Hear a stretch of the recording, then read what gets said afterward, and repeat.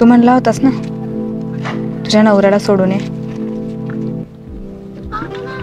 तयार आहे मी तुझ्याकडे यायला. मनावरा त्याचं काय? आपल्या आनंदापुढं दुसऱ्याचा विचार करायचा नसतो. बघल त्याचं तो.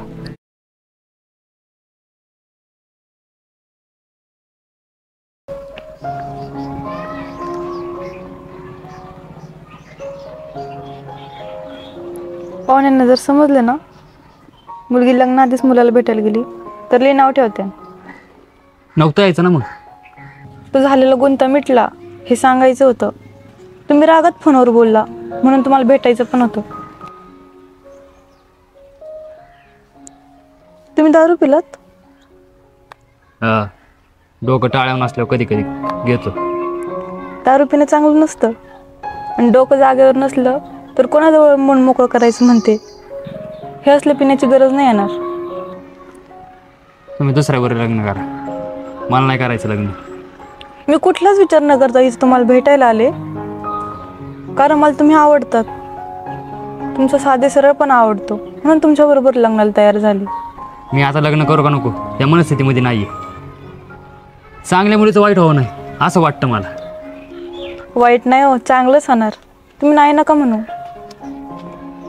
तुम्ही मायात नका अडकून राहू. मायापेक्षा चांगला मुलगा भेटेल तुम्हाला. मला वाटतंय आपलं लग्न व्हावं पण बघा तुम्हाला वाटते तसं करा. तुझं काहीच कळा नाही बघ. तुला समजायचं म्हणल्यावरती तुझ्या मनात जन्म घ्यावा लागेल. अशीच आहे मी. कधी कधी मलाच काय कळत नाही. बरं बोल, कशाला बोलवलं होतंस? तू म्हणला होतास ना तुझ्या नवऱ्याला सोडून ये. तयार आहे मी तुझ्याकडे यायला. मनावरा त्याचं काय? आपल्या आनंदापुढं दुसऱ्याचा विचार करायचा नसतो. बघल त्याचं तो. खरंच काय? मग तुला इथं कशाला बोलवलं असतं?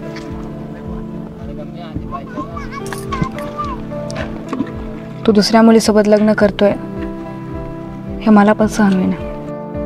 हेच पाऊल जर आधी उचललं असतं ना हे सगळं झालंच नसतं. उशिरा का म्हणून अक्कल आली ना.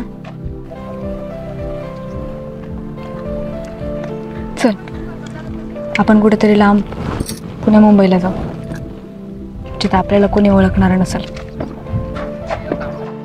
चल मग, कशाला थांबायचंय?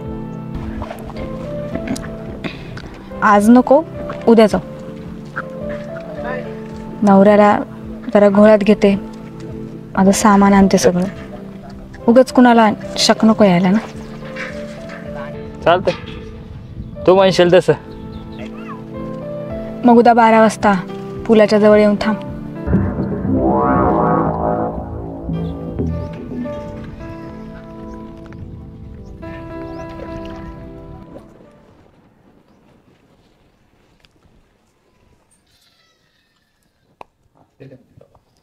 अक्षा, पाहुण्यांचा फोन आला होता.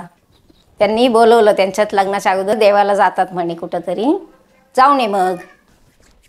बघू बघू नाही, जाऊ नये. बरं बघतो, येतो जाऊ. बघतो नाही, जाऊ नये. टवाळकपणा करायचं कमी कर जरा आणि आठवणीने जाऊ नये.